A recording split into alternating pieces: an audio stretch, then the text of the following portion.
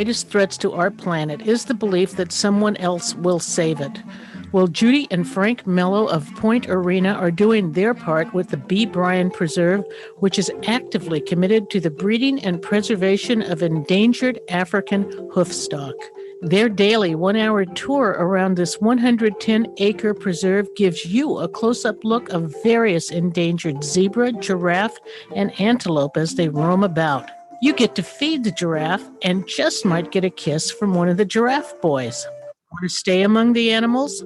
Then book one of B. Bryan's quaint cottages. B. Bryan Preserve in Point Arena, California, and online at bbryanpreserve.com. To book your tour or stay, call 707-882-2297 today.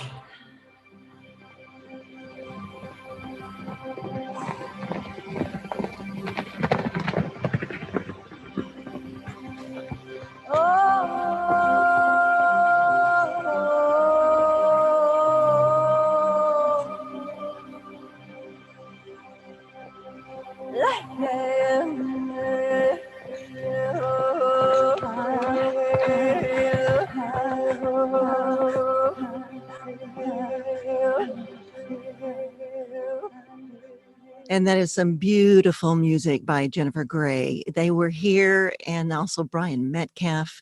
This is Peggy's Place. I'm Leanne Lindsay, along with Peggy Berryhill. We have a very special show today, and it is going to be about a horse rescue fundraiser this weekend in Bodega, celebrating the new Black Beauty movie and the magic of horses, being zoomed from Kasari Ranch with the two women that we have with us today as the hosts of that event.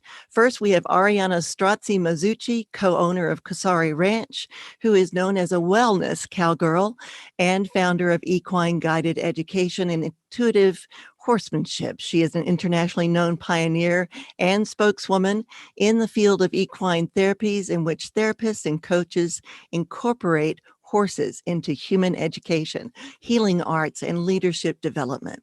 She founded Leadership in Horses and Intuitive Horsemanship in 1989. Second, we have the writer and director of the updated version of Anna Sewell's classic Black Beauty, updated from an abused carriage horse in London to a wild mustang that is captured. It premieres on Disney Plus at Thanksgiving, starring Kate Winslet, Mackenzie Foy, she's of Twilight and Interstellar fame, and Ian Glenn of Game of Thrones fame.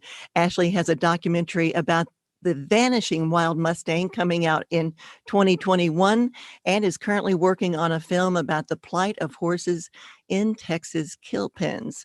In fact, these two have been rescuing many horses lately from these kill pens, and we'll be talking about that too. Good morning, ladies, and welcome to Peggy's Place. I'm going to just hang on one moment. I need to end the music that we were playing there from the wonderful Jennifer Grais. So good morning. How are you guys doing? Let's see if we can get your mics on. And good morning. Good morning. There you are. Thank you for the introduction. No, you're welcome. And you're in your home in Los Angeles, Ashley Avis. That's Ashley Avis, who just was talking. And Ariana Strozzi is at her ranch, Kasari in Bodega. Good morning. Good morning. Good morning. And we've got Peggy Berryhill here as host as well. And what we'd like to do, ladies, is before we get into talking about horse rescue and the new Black Beauty movie, I would like to play the clip from the trailer that just dropped yesterday by Disney. And thank you, Ashley, for sending this to us. And we'll get started with this right now, and then we'll talk on the other side about it. How's she doing? She barely speaks to me. I don't need your sympathy, Uncle John. That Mustang's got a real mean streak. She's just angry. She was rounded up and taken away from her family. What's her name? I haven't given her a name yet. I heard you lost your family, too. You really are beautiful. That's what I'll call you. Black Beauty. It's all we know. All we know. You've gotten closer to that filly in days than I have in weeks. They say horses pick you. Thank you. Rescues have a time limit. You can't sell beauty. You're my family. You know that, right? Watch it go. Watch it go. We stay the same. I'm gonna find you. I promise. And I don't know how it can change. She saved my life, you know? How can a horse save a person? Watch it go. We stay the same. If I fought for every horse I'd ever loved, I'd have 100 of them. I don't want 100 horses.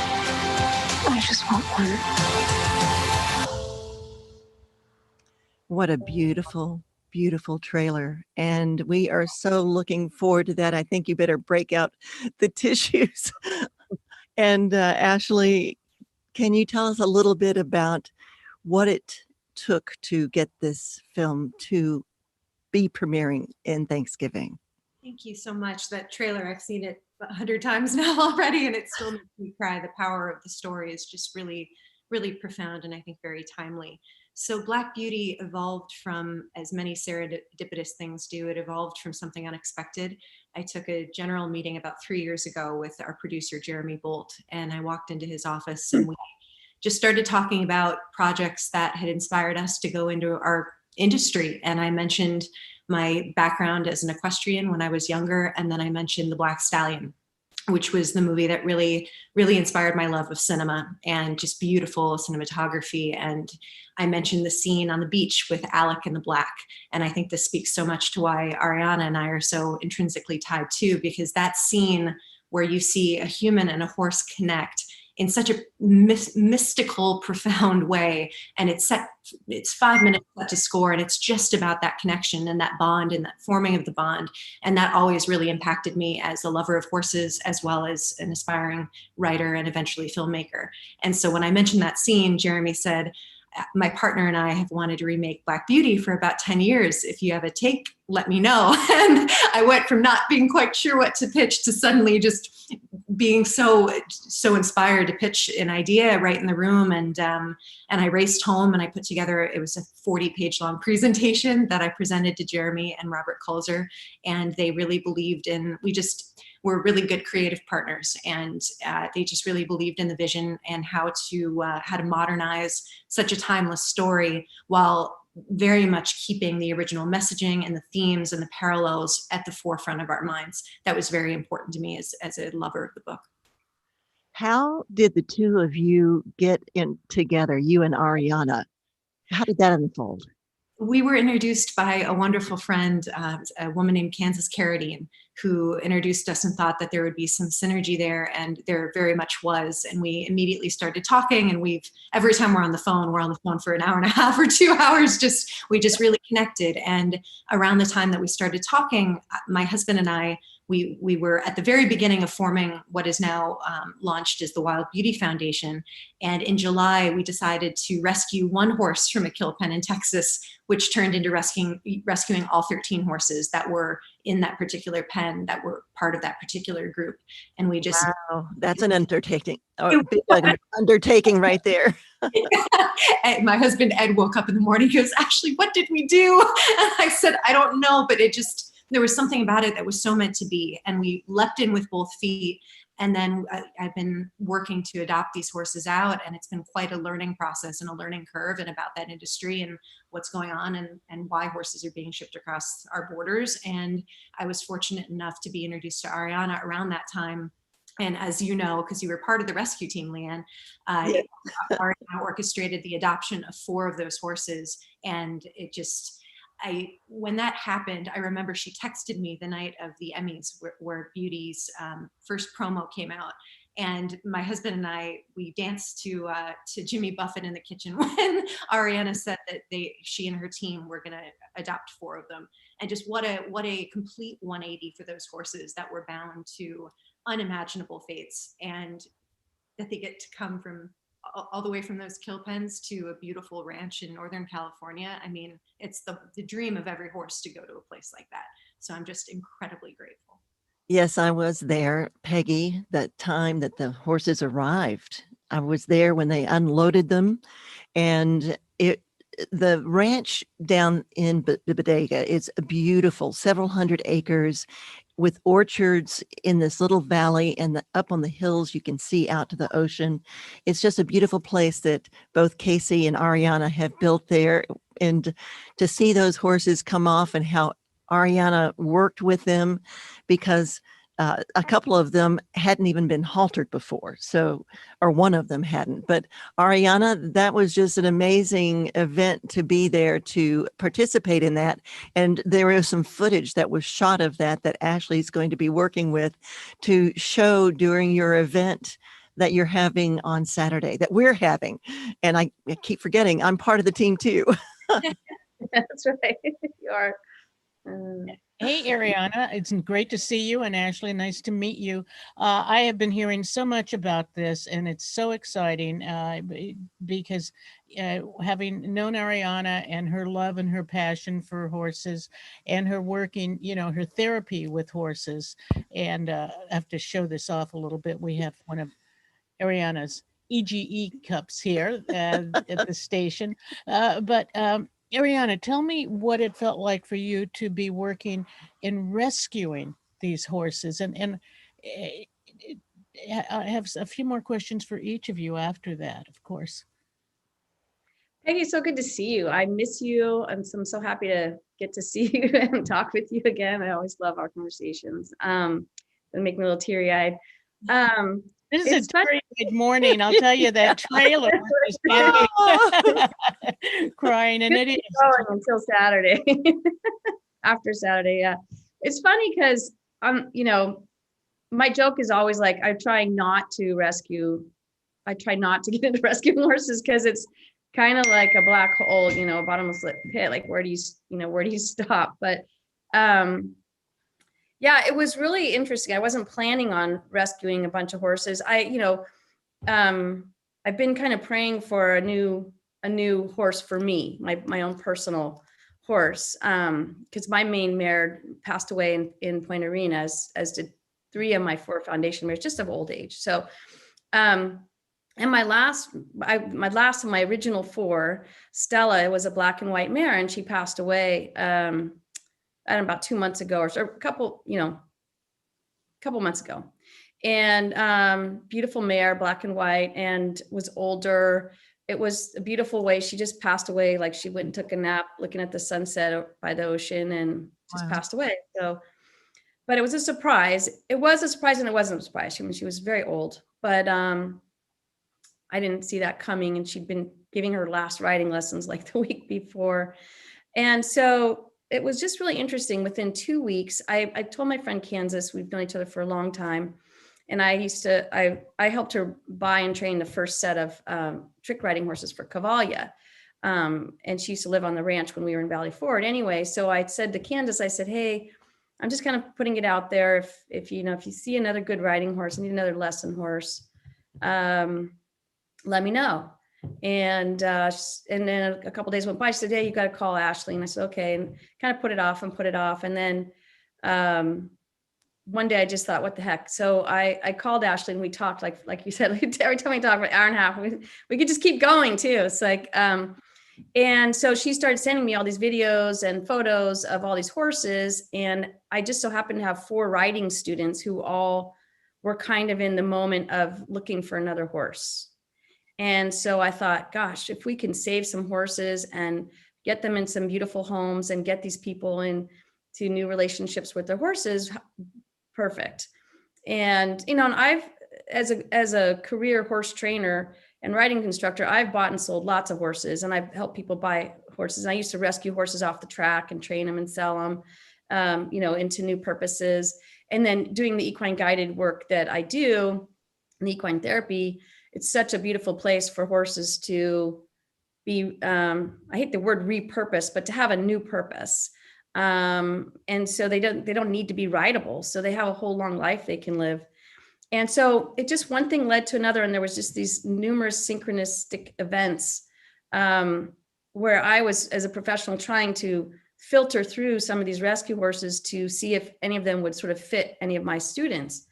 And the conversations evolved. And then this Kansas texted me, and I'm not a good texter, and sometimes I don't see him for a long time, but that one popped right on my screen, and Kansas was like, there's a black and white horse in the kill pen. You have to find out right now. And I called Ashley, I'm like, that one's mine. And the female, and I just knew right away. And she was pregnant, and she looks so much like Stella. And I know Stella brought these horses to me, and she brought me, I'm gonna cry, she brought me my next generation of my healing horses, because my horses, my 4 foundations are gone now, and I've bred them. I have all their children, but there's something new afoot, and these rescue horses are a huge part of that. Let me ask you something. It's a beautiful story, and you know, how often are animals, whether they are horses or cats or dogs, a lot of us say when they pass on that they bring someone else into our lives. And I, you know, hearing you say that about the horse that was just found, that your horse Stella brought her to you, just, of course, it is a very teary morning. I think we're all still emotional from the elections, but you know, that these stories though that are that Ashley, that you're bringing back to us to view, and Ariana, your absolute love of horses. In my life, I've always had horses on the periphery. My brother-in-law from Montana was from a cowboy family. And as a kid, I remember seeing them breaking horses, which was not pretty, the cowboy way. It was a whole different way that generations used to look at horses. And my brother-in-law's father was a rodeo star.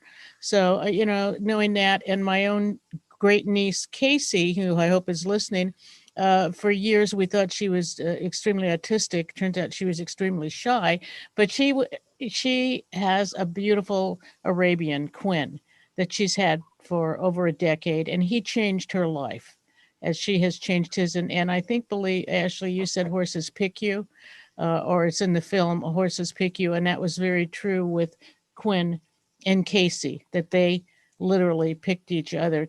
Quinn had been sold, and then the two, their eyes met, and that was that.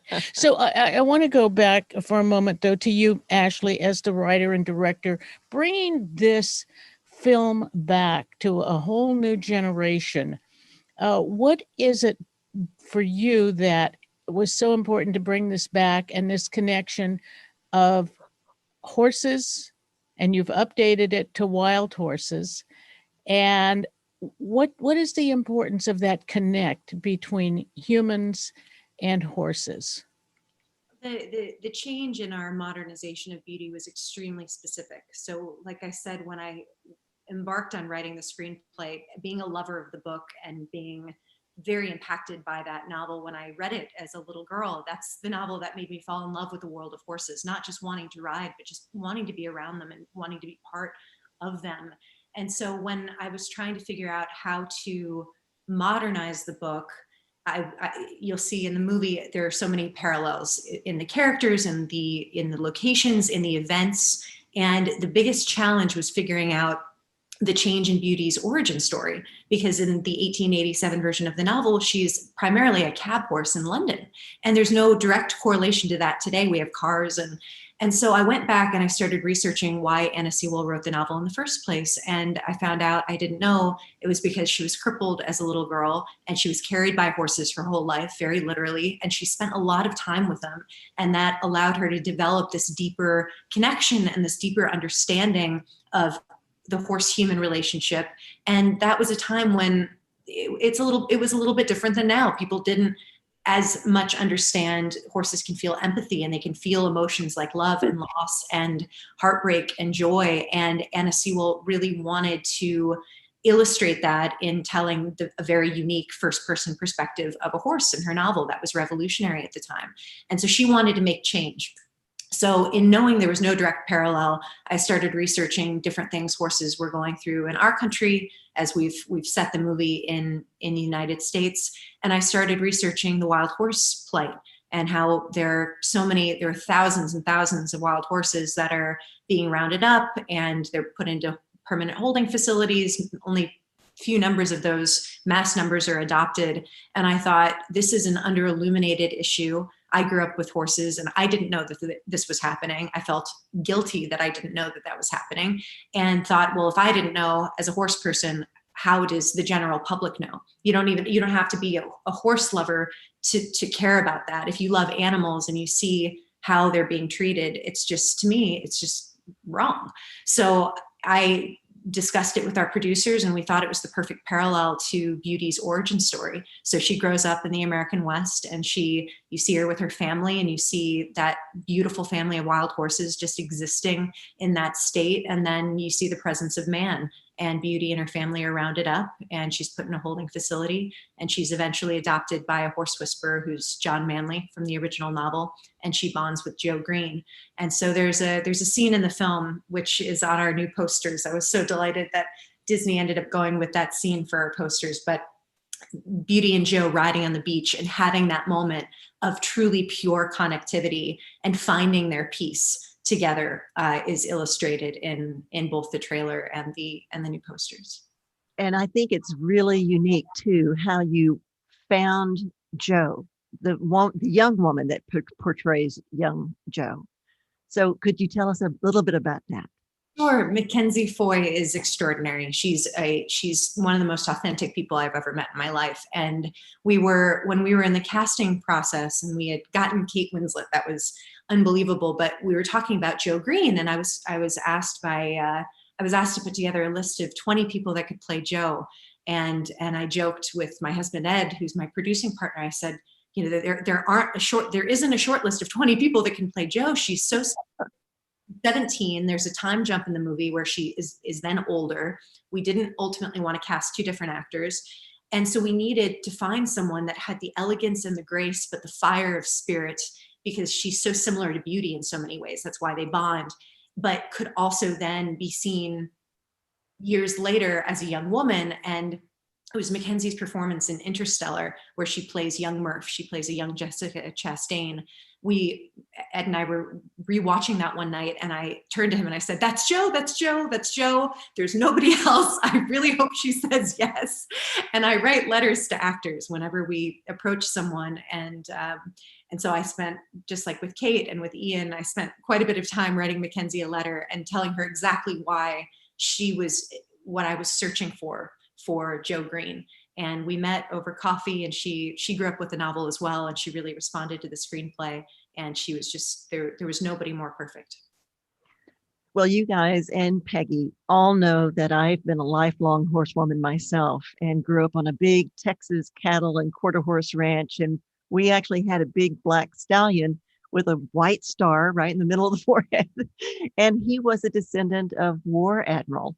And then years later, we end up owning property in Northern California, part of the original Ridgewood Ranch that was owned by Charles Howard, the owner of Seabiscuit, also a descendant of War Admiral. So there's this interesting connection that we all have. And I started working on a documentary 5 years ago about the healing horse-human connection based on the thread of Seabiscuit and the transformation that happens in people's lives. And that happened with him through natural horsemanship when Tom Smith came on the scene. And then today at Ridgewood, they have the equine riding therapy, the Seabiscuit Therapeutic Riding Center. And you see the transformation that happens with these young children who have special needs, or you have veterans who have faced, maybe physical or emotional challenges, and you see that transformation. And that is a lot of the theme that you cover here in this new movie, Black Beauty, with the transformation of both the horse and this young woman. It's really a beautiful thing. Go ahead. Oh, I'm sorry. I didn't mean to interrupt. I want to go back to your young actress, because I remember reading an article about her and her talking about preparing for working with the horse, and how that was so different for her to, as an actor, to prepare working with the horse, and yet it turned out to be quite natural. And she loves to ride a lot today too. Yeah, can you tell us about that transformation for her? Sure. I mean, Mackenzie, on her own volition, started riding months before she came down to South Africa. She really was so dedicated to the role, and she wanted to, because as you guys know, as horse people, building up those muscles, that doesn't happen overnight. And so she was riding, she was training. She had trained in the Nutcracker and the Four Realms, which was the movie she starred in, which was Disney, and she was riding side saddle and doing things for that. But there was a lot more to do with the horses, obviously. In Black Beauty, Beauty was her co-star. And so she came down to South Africa, where we shot. The movie is based in the US, but we primarily shot in and around Cape Town. And she spent every moment that she wasn't in a costume fitting or a meeting, or she was at the stable working with the horses and bonding with them, and working with our trainers, our Liberty trainer, Cody Rawson Harris, and then our main horse master, Elbrus. She was always with them and learning as much as she could about the Liberty training process, and again, just bonding with the main horse that played Beauty when she was interacting with the horse, which was an off-the-track thoroughbred named Jenny. And see, she's talking about horses, and that there are several that played the part of Beauty. But there was that one main horse, Jenny, that ended up being the key one that she worked with. And I like this one article that I read about Mackenzie, and she was saying that you chose different horses for different scenes based on what they could do in that scene. But tell a little bit more about that. Sure. So my favorite horse that played Beauty, there were two main beauties. It was Jenny, who is more the gentle, safe in a scene, would hook on, join up with Mackenzie. And then there was Spirit. And Spirit was also an off-the-track thoroughbred. And Jenny was actually black. Spirit was bay. So all the horses were dyed with horse safe henna, and their stars were painted on every morning. We had horse mane and tail extensions that it was quite a hair. The horses went through more hair than the actors. But Spirit primarily played Beauty when she was wild, or when she was either in the wild, or she had to do an act that was just had that fiery spirit. Spirit, aptly named, was very characteristically Beauty in the wild. But we had about 20 Black Beauties, because we see her at different stages of her life. And then we have a scene where in the trailer it briefly shows a gymkhana. And we have Kiki was a horse that was used for that particular scene. And then we had a safe horse who was actually a gelding. He was the only gelding that played Beauty, named Indiana. And for example, he was the one that was used on the beach when Mackenzie puts her arms up like she could fly, because she was actually galloping down the beach with a massive tracking vehicle following her. That's a very scary thing to most horses. And Indiana has a resume that most actors would be jealous of. He was in Troy and all sorts of big movies. So he was the safe horse for anything where it was Mackenzie needed to be on a horse that had that experience to take care of her. Well, if you're just tuning in, you're listening to Ashley Avis, the writer and director of the new Disney Black Beauty movie that's coming out around Thanksgiving.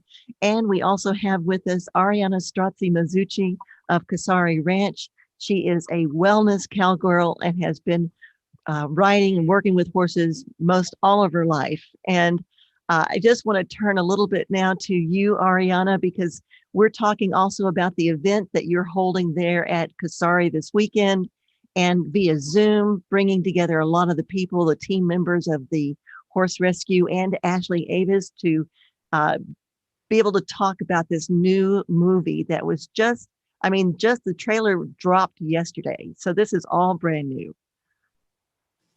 So you are listening to KGUA in Wallala 88.3 FM. I'm Leanne Lindsay along with Peggy Berryhill. And again, this is Ariana Strozzi Mazzucchi. So Ariana, let people know where Kasari Ranch is, first of all, and what time the event is happening. Yes. And what they can expect. Okay, great. Well, Kasari Ranch is now in Bodega, the town called Bodega. So it's near Bodega Bay. It's technically about a mile and a half as the crow flies from the ocean. It's a beautiful 408 acre ranch with a lot of forests, and it's surrounded by 3 year-round creeks.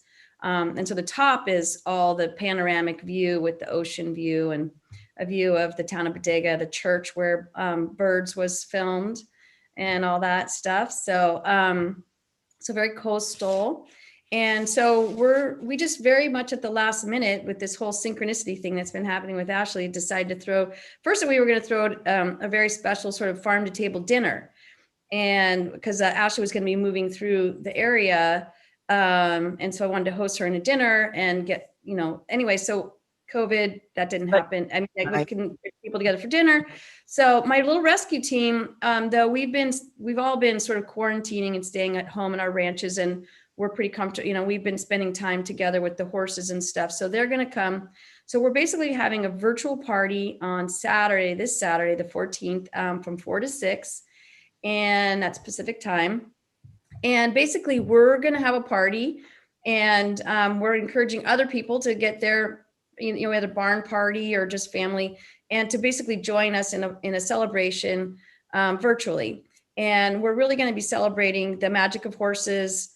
Ash is going to be talking about, her inspiration for Black Beauty, which led into her passion for her new foundation, Rescue Foundation. And we'll be sharing some more stories about our rescues, our 4 horses. Ashley's working on a little snippet of some of that as well. And Leanne did some filming there, and so did one of the rescue horses, one of the families, the son of the family. He did some beautiful video shots. He did. I love the gimbal shots that he took. They're so smooth. Yeah, he's amazing. So he really did a great job. And he's a natural, because he just sort of blends in. You don't even know he's there. And that's kind of important when you're filming, I think, or taking pictures. So anyway, we're going to, it's a fundraiser. So 25%, there are tickets. There's the base rate is $49, and it goes all the way up to $1,000 for sponsorship. And actually Amy's Kitchen is our first $1,000 platinum sponsor. And we'll be doing a shout out for them, but whoever's doing that, and there's going to be gifts, there's going to be giveaways. People have really come together in a very short period of time. And I'll also be talking more about my equine guided therapy and coaching work, and the power of horses. And I'm really curious to have a deeper conversation about why Black Beauty is coming to us now. I'm a firm believer that her story and her inspiration and what Ashley's bringing forward is so needed right now in the world. To bring hope, Definitely. bring courage, to bring, I was trying to pick, I have a 1927 copy of Black Beauty that I read when I was a girl. It was my mother's. It's really ancient. And I picked it up last night. I thought I better read it. And I even have my own little sticker in there from when I was a little girl. But I love the way we're all so excited about a book. I know, right? An actual book, printed book. But that's what's so powerful. That's the beginning of our story, is that the first thing Ash and I started talking about was how Black Beauty changed our lives, and then whenever I tell somebody, Black Beauty is coming out, we're gonna have a party for Black Beauty, they're like, oh my God, Black Beauty changed my life. And so we're gonna have we want people to share their passion for Black Beauty and the inspiration of Black Beauty, or the inspiration of any horse that has been in such a powerful, life-changing role for them in our chat space. So our goal will be to basically capture a moment of history with this convergence of, Black Beauty, rescue horses, the power of equine guided education, and bringing forward the magic of horses right now, because it's so important. And in my work, I keep telling my students and people that are studying with me, like, the time is now. And we kind of got tied up, literally, put on the halter, got tied up to the hitching rack this year with COVID. So I haven't been able to do a lot of in-person stuff, and a lot of my students were online, and that's limited. But I keep saying that there's a horse somewhere, and they're not far away from any person anywhere. And it's time for us to keep getting people connected to the horses and this changing role of horses as healers and teachers. And so that's what the party's about. And it's a fundraiser. So like I said, 25% is going to go to Ashley's Wild Beauty Foundation. 25% is going to go to our rescue horses. And we just really want to bring some light and some fun in what's been a very hard year for everybody. Yes, I was just about to say the same thing. This year alone, I mean, with COVID, with the election, with here in Northern California, Climate change, all of climate California, the change. fires, and to be able to have an inspirational, uplifting movie like this come along, and at this event, people will be able to get a chance to talk with both of you, with both you, Ariana, and Ashley as well, about writing and directing this movie. And it's on Eventbrite. So be sure and check out Eventbrite. And of course, we've got it on our KGUA Facebook page. Please check it out. It's a wonderful event. And Ariana, I wanted to talk to you for a moment about, and Ashley, you talked about this too, but what is it about horses? I mean, it does seem like the knowledge about horses has sort of taken a back seat. And horses are herd animals. That means they're family animals. Tell us what the importance of that herd animal and that family animal is. What is their life like as horses? Well, If- it's Go ahead. really, it's a really good and a very important topic to bring up, because I've been studying this for over 30 years, but what do horses and humans have in common? We have the same social instincts, and we are herd animals or family animals, and our systems are very similar. So in fact, the word leadership, the word manage originally meant to train or direct a horse. And in human sciences, they've shown that a leader or manager can only manage up to about 7 or 8 people effectively. And so all kinds of corporate systems are set up like that. And then in the horses, there's the herd, and then there's the band. And so they're made up of small family units, 7 or 8. There's usually one stallion, several mares, and their foals. And then they're their own unit, but they also hang out with the other units. And so when you see them sometimes out, especially like my daughter lives in Nevada now, so you see the wild horses, you'll see a band or a herd of about 7 or 8 horses, and then some other ones not far away.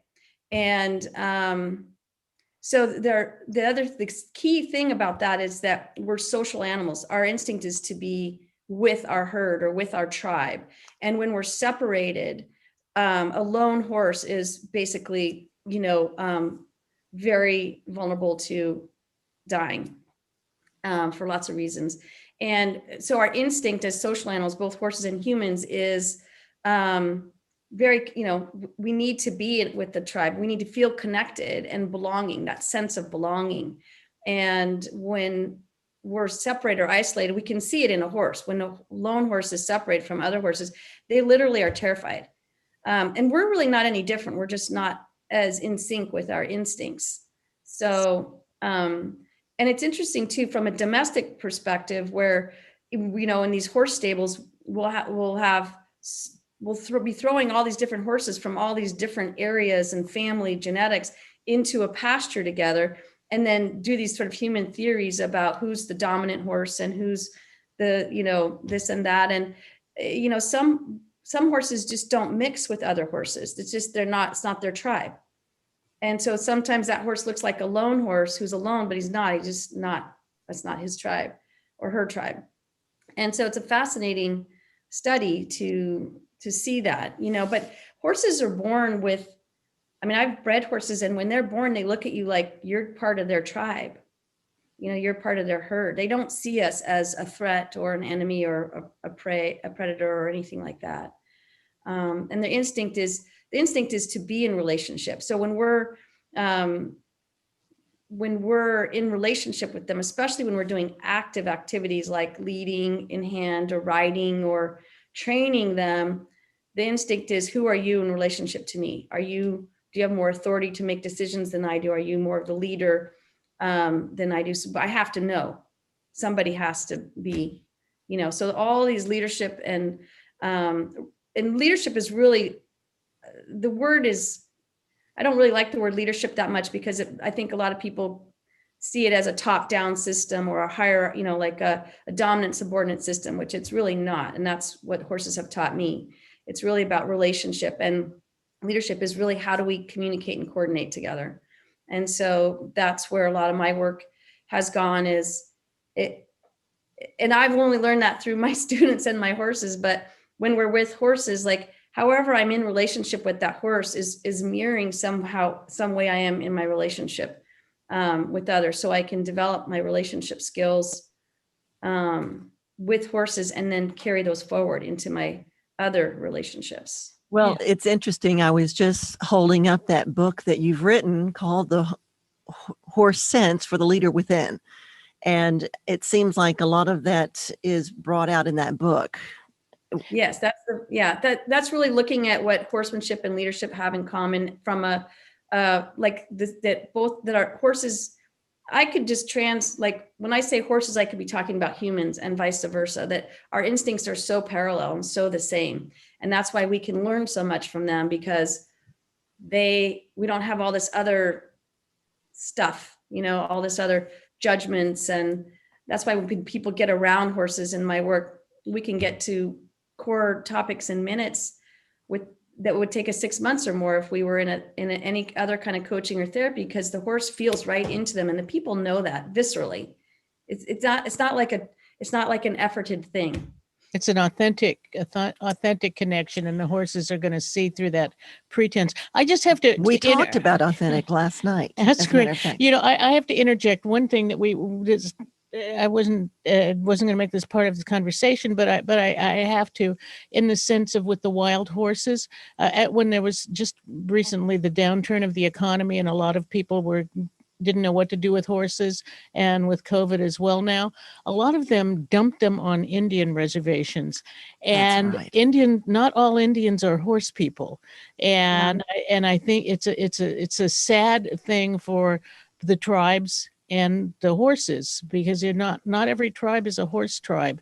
And it has become a problem in some cases as well, because there's not enough food. The same thing with the economy. I just felt like I needed to say that, because I think people really think that somehow Indians are also going to save all the horses, and not everybody. My tribe wasn't horse people.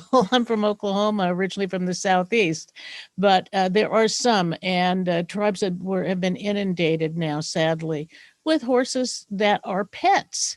They are not wild horses. And Ashley, you are talking about saving wild horses. These are not pets. And there's a big difference between a horse that lived in the wild and horses that are pets. And Ariana, I just came out a few months ago, was driving outside of Sparks on the way to Pyramid Lake, and there's a huge wild horse ranch. Is that what you call it? What do they call the places where they hold the Mustangs and round them Mustangs. up? The holding facilities, the government holding facilities. There's a huge one outside of Sparks, Nevada. Anyway, but there is a big difference between a pet and a pet horse and a wild horse. I don't even know if pet's the right name. Well, there is, because I just want to zip in and then Ashley, you take over. Because the interesting thing I've learned over time too is that horses learn how to graze from their parent, from their mother. Horses don't naturally know how to graze properly. Like I once had a racehorse that colicked in my field, never had a sand colic ever. And the vet explained to me that it's a learned behavior, and she just didn't know how to graze properly. So she was eating the little grass with all the roots in the sand in it. And so, if you throw, a pet who's been raised in a domestic environment its whole life, that's sad. And it's, and that's another thing Ashley and I've been talking about is some of the horses that we rescued. I mean, they're registered quarter horses and paint horses, pregnant. Like, how could that happen? And I think that a lot of people just think I'm just going to take it to my local auction in town and think that someone's going to buy it. And a lot of those domestic horses are ending up in these kill pens. It's not just wild horse. So it's a huge issue and a huge problem. It's been around for a long time. Yes, as a matter of fact, the reason I ended up getting connected with Ashley through you is because I was looking for a horse for myself and came across this group on Facebook all about saving horses in the kill pens in Texas. And I had no idea what that was all about. And I just wanted to see if that might be a possibility, because I was looking at this one Palomino gelding. He was gorgeous, about 13 years old. And apparently what happened, the family bought him for $5,000. And then because it was too much horse for their daughter, whom they bought it for, they decided just to turn this horse over to the kill pen. And that's one of the things that happens. Here's a registered quarter horse, beautiful.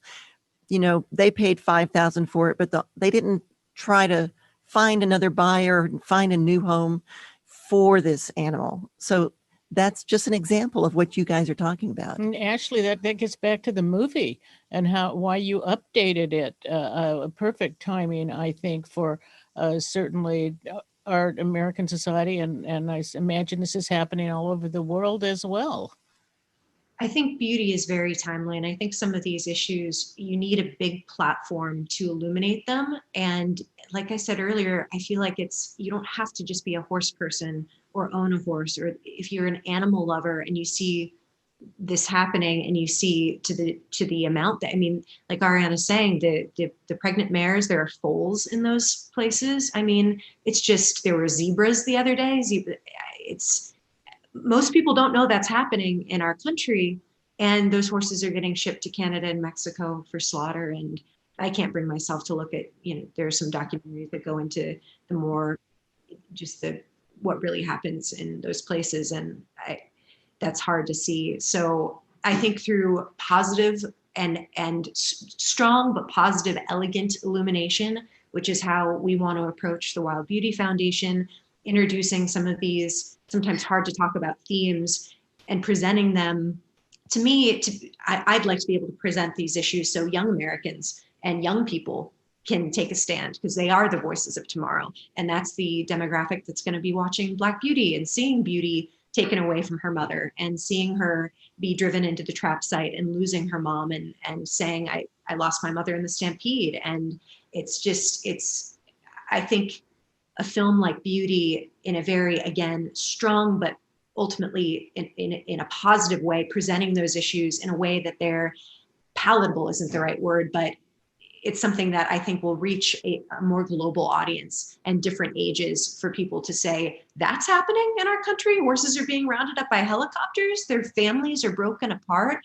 Mares and foals are taken over here. The stallions are taken over here and then gelded, and most of them just live out their lives in those. And I was curious if you were mentioning the Palomino Valley holding facility, that mass one that I think it's 1,600 horses or something that they have the capacity for. I've been out there. And so I'm just very excited that we have a very positive way to illuminate very important issues. And the young woman who plays Jo Green, Mackenzie Foy, the whole bond there is because this character has lost her parents. Mm-hmm. And here she ends up at this ranch where this horse has been. And explain that, how they first meet, how they find each other. So Jo has lost her family. Beauty's lost her family. Beauty is at Birtwick and she doesn't want to be around humans. Her first interaction is with yelling cowboys and being chased by a metal chopper. And so she is distrustful and she wants nothing to do with interacting with humans. And when Jo arrives, she's completely uprooted as well. This is the world of Birtwick, the world of horses. That's not her world at all. And suddenly she's faced with having to get to know a family member that was never really part of her life. And he's a horse person. The famous saying, I'm better with horses than I am with people. John Manley was not expecting Jo either. And so it's this really beautiful trifecta of how these characters heal one another. Beauty and Jo connect because of their traumas, and also because they're similar spirits. Jo is fiery, Jo is strong, she's bold, but she's also tender and kind and intelligent, and that's the same makeup of Beauty. And so as they start finding that healing with one another, John is able to come into that fold of getting, and then suddenly teaching his niece what it is to get to know a horse and to bond with a horse. And something that I always felt when I was little, I never understood the term breaking a horse. That just felt so cruel and so unkind. Yeah, same here. Yeah, and so Jo says, there's a line in the film where she says, why not partner a horse? It's partnering a horse. And I think that very much speaks to the spirit of their relationship in the film. Oh, I love that term. I love that because, as I said earlier, I saw that other generation of cowboys literally breaking horses. It was very sad. I mean, I've never left my mind. But I can see a strong connection with you and Ariana. Where I grew up, I never saw that kind of treatment. I didn't even know it existed until I was an adult and heard about it. So it's so interesting. There's so many different ways. One of my students from, I think it was in Israel or in some language in Europe, there's two definitions of the word rider. One is a person who uses the horse as a tool to get around. And the other one is a person who cultivates their character through their relationship with their horse. And I think this is, so I always call starting, I start my horses, but it's a habit to say, he's not broke yet. But, it's, Ariana, I love this. I'm sorry to interrupt you, but for the listeners who may have not heard when Ariana has been on the air and talking about her growing up here, just over in Marin County, when it was wide open, and as a young girl, 13-year-old girl, riding her horse all day, everywhere, including over toward Mount Tamalpais. What a beautiful world that was for you. I was really lucky. I mean, from the time I was 9, I started riding when I was 7, but at 9 years old, I was by myself most of the time at this ranch. And I used to take care of the ladies' horses, and I would ride. I still to this day, I'm trying to figure out how I figured out how to do this, but I would ride my horse over the hill to Fort Cronkite and go on a horse show and jump over jumps and then ride myself back home.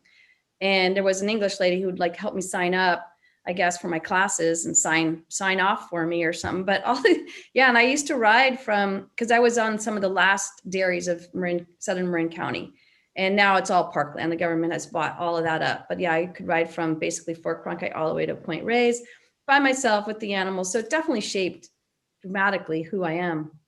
Well, I actually did that too, but in Texas, and it was on our own ranch because we had like 10,000 acres. So I could ride all day long, all by myself, no cell phones, no nothing, just all by myself. I loved it.